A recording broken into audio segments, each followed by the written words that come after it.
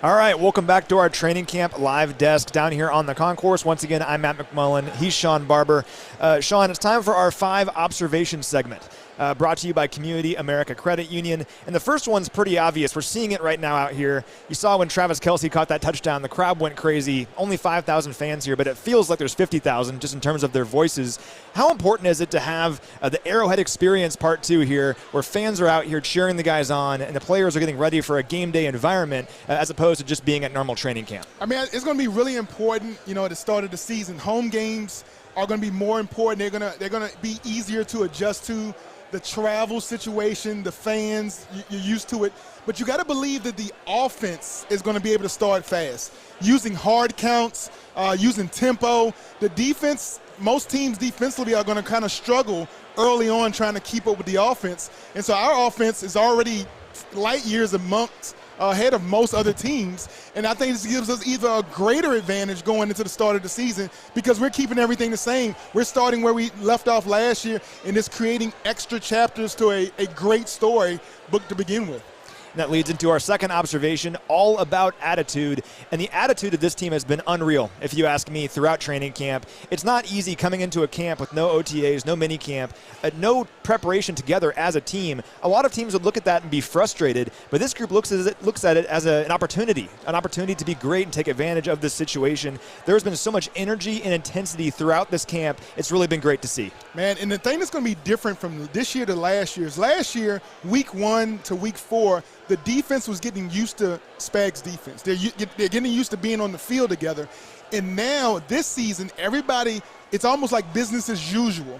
The veterans are definitely going to rise to the occasion because they already know how to ignore the distractions, how to only try to control the things that you can actually control. And so when you get in a situation like today, the balls are wet, the timing's supposed to be 9 o'clock, it gets pumped back to 9:30.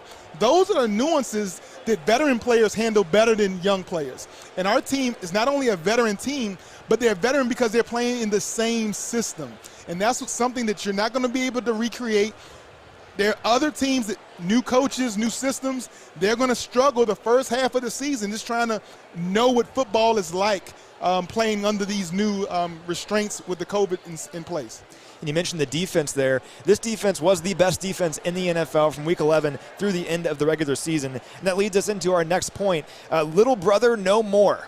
And Chris Jones on our training camp live show yesterday said that this defense is tired of being the little brother to this offense. The offense is the best in the league. We all know that. But this defense deserves respect as well.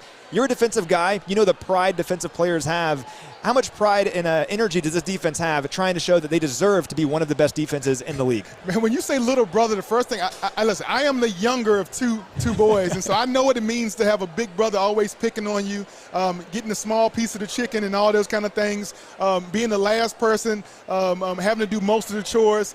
And I also came from a small school. University of Richmond is not a football powerhouse. Mm-hmm. And so I know what it's like to get on a field and have a feeling that everybody else has come from either a bigger program, knows more, but that's the equalizer of this field. When it comes to making plays, being explosive, chasing the ball, giving relentless effort and attitude, preparation, all of those things equate everything. So the big brother, little brother mentality, when it's time to strap on those pads and it's time to hit, that's when those different variances of big brother, little brother go out the window. This defense has a chance to be one of the best defenses in this league and try to be one of the best defenses in the history of football, and they get the opportunity to start it Thursday night against the Houston Texans. We just saw the hair, the flow of Tommy Townsend just now, the new punter of the Kansas City Chiefs. The guy probably has the best hair on the team now, I would say.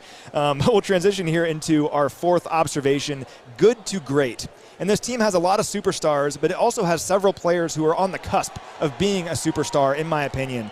Guys like McCole Hardman, Juan Thornhill, Charvarius Ward, these are all players that took big steps last season and are on the verge of being great players. Man, good can be the enemy of great, and then great can be the enemy of being elite. And this team, we're striving to be elite. We're striving to be legendary, and that's a decade of excellence. So when you start talking about patting each other on the back, hey, man, you did a good job.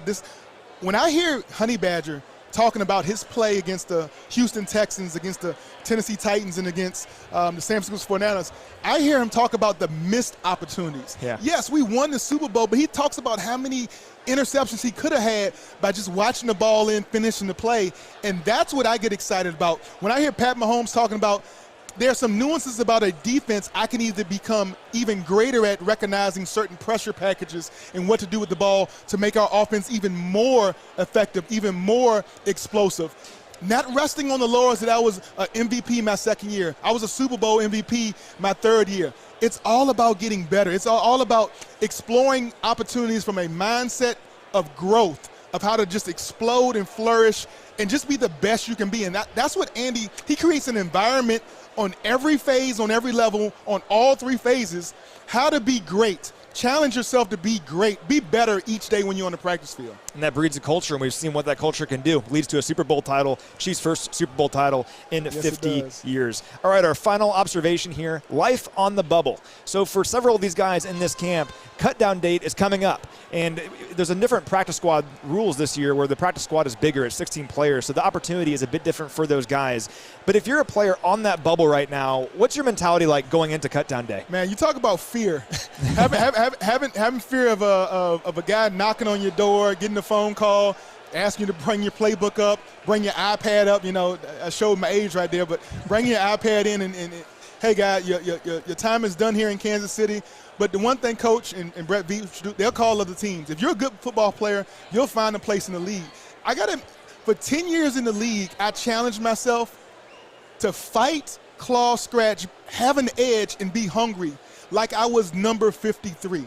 Like I was fighting for that 53rd spot from day one in camp until the final roster was announced. And I did that for 10 seasons. It didn't matter if I was a starting linebacker, if I was a four-core special teams player, no matter what my role was as far as defensively, how many snaps I got, that allows you to have a comfort and a kind of a human nature takes over. You become content. You think I've arrived. To prevent that from happening, always fight like you're number 53. And my question for you, Shawn, is how can you keep that going as you continue? Because we've talked about guys like Travis Kelce. Mitch and I talked about it yesterday. He's fighting like he's trying to be on this roster. Well, he's the best tight end in football. I mean, he could take the whole camp off and still be on this team. How do you keep that mentality as you go through your career? You establish yourself as a veteran. How do you keep that mindset? If you talk about Kelce, I bet he rewinds the film and he talks about that first or second drive of the Texans game, that one drop pass that made us punt the ball. When you are at that elite level and you are one of the best, what got Kelce there is those fine details, that attention to detail, that not taking anything less than his best on every day. And that's that commitment, that's that persistence, that's that constant level of holding yourself more accountable. That inside motivation is so much more important than with any coach, any teammate. You have to be driven internally to be great. Absolutely. Well, we are so lucky to have so many guys fighting for spots in this roster. This team is a great team. Some tough decisions to come, but this team will be better because of it.